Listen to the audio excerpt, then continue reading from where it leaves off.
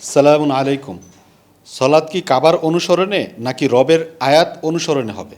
সালামুন আলাইকুম তিপ্ত মুবারাকুম তৈবা। সম্মানিত শ্রোতা ভাই বোনেরা, এবারে যে প্রশ্নটি এসেছে তা হচ্ছে, আমরা যে সলা প্রতিষ্ঠা করবো, আকিমুসসলা, সূরা বাকারা 43 রয়েছে, সলাটটা কায়েম করবো কীভাবে?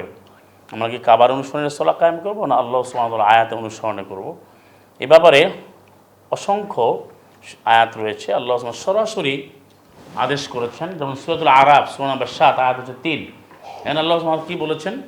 ইত্তাবিউ মা উনজিলা ইলাইকুম মির রাব্বিকুম, তোমরা অনুসরণ করো উহা যা অবতীর্ণ করা হয়েছে তোমাদের রবের পক্ষ থেকে। তাহলে সূরা আরাফের 3 প্রমাণ করে দিয়েছে আল্লাহ যে কোরআন অবতীর্ণ করেছেন সালামুন আলা মুহাম্মদের উপরে, যে তোমরা অনুসরণ করো উহা যা অবতীর্ণ করা হয়েছে তোমাদের রবের পক্ষ থেকে। যেটা আমরা ইমানে ঘোষণা দিয়েছি, রব্বানা আমান্না বিমা আনজালতা, যে অবশ্যই আমরা ইমান এনেছি যা আপনি অবতীর্ণ করেছেন। বাকারা 36 রয়েছে আমান্না বিমা উনজিলা ইলাইনা, যা নাজিল করেছে আমাদের উপরে, যা নাজিল হয়েছে অন্য নবীদের উপরে। তাহলে নাজিলকৃত বিধান আল কোরআন দিয়ে সলা করতে হবে, কোরআনে অনুসরণে। সূরাতুল আনামের আপনি 155 আয়াতটা পড়ে দেখুন সুপ্রিয় শ্রোতা ভাই বোনেরা, যে ওয়াহাদা কিতাবুন আনসালনাহু মুবারাকুন ফাত্তাবিউহু ওয়াত্তাকু লাআল্লাকুম তুরহামুন, এই কিতাব যা আমি অবতীর্ণ করেছি মুবারাকান, কল্যাণময় করে, সম্মানিত করে, মর্যাদাপূর্ণ করে, কল্যাণে পরিপূর্ণ, মঙ্গলে পরিপূর্ণ, সমৃদ্ধে পরিপূর্ণ। আর ফাত্তাবিউহু এটা ফেরুল আমর, অথবা তোমরা হু মানে ওই সিঙ্গুলার প্রনাউন, দমির মুফরাদ, তোমরা অবশ্যই এই কোরআন অনুসরণ করো, ওত্তাকু, তোমরা সতর্কতা অবলম্বন করো, লাআল্লাকুম তুরহামুন, তাহলে অবশ্যই তোমার অনুগ্রহ প্রাপ্ত হবে।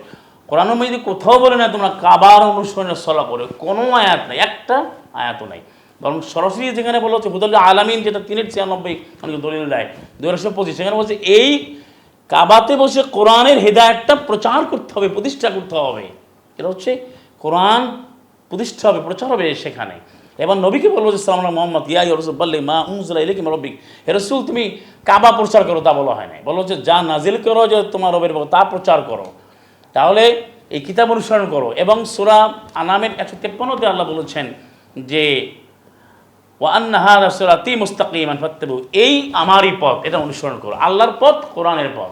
এবং বলা হচ্ছে 42 নম্বর সূরার 15-তে, অকুল নবী তুমি বলো আমানতু বিমা আনজালাল্লাহু মিন কিতাব, আমি ঈমান আনলাম হতে যারা নাজিল করেছেন। তাহলে নাজিলকৃত বিধান অনুযায়ী কোরআনের অনুসরণে অবশ্যই অবশ্যই অবশ্যই অবশ্যই সলাৎ না, শুধু প্রত্যেকটি বিধান মানতে হবে। এর বাইরে কারো কোনো বিধান অনুযায়ী কোনো কিছু করা যাবে না, করলে তা বাতিল হবে। এর দলিলটা বলে দিচ্ছি সূরা জুমারের 65 অনুযায়ী, 39-এর 65, ওয়ালাকাদ উহিয়া ইলাইকা ওয়াল্লাযিনা মিন ক্বাবলিকা, হে রাসূল তোমার প্রতি ওহী করা হয়েছে, তোমার পূর্বেও ওহী করা হয়েছে। লাইন আশরাকতা, আপনার আয়াতগুলো শুনবেন না, মিলিয়ে মিলিয়ে পড়বেন। আয়াত কি বলে? সরাসরি কোরআন কথা বলে। কি বলা হচ্ছে? যে ওহী করে যে তোমার প্রতি, তোমার পূর্বেও, লাইন আশরাকতা লায়াহবাতান্না আমালুক, 39-এর 65, জুমারের 65, যদি তুমি শিরক করো হে রাসূল, তাহলে তোমার আমলটা বাতিল হয়ে যাবে, ব্যর্থ হয়ে যাবে। তার মধ্যে কোরআনের অনুসরণ বাদ দেওয়া, অন্য কোনো অনুসরণে যদি কাবার অনুসরণ, মাযহাবের অনুসরণ, ব্যক্তি এই কিতাব সেই কিতাব, লাউল হাদিস, নানান কিছু করলে আপনার সমস্ত আমল বাতিল হয়ে যাবে, ব্যর্থ হয়ে যাবে। সরাসরি ওহী নাযিলকৃত কিতাব অনুযায়ী করতে হবে, সেটাই কোরআন প্রমাণ করে দিয়েছে। ওয়া আখিরু দাওয়াহুম আলহামদুলিল্লাহি রাব্বিল আলামিন। সালামুন আলাইকুম তিবতুম মুবারাকাতুন তাইয়্যিবা।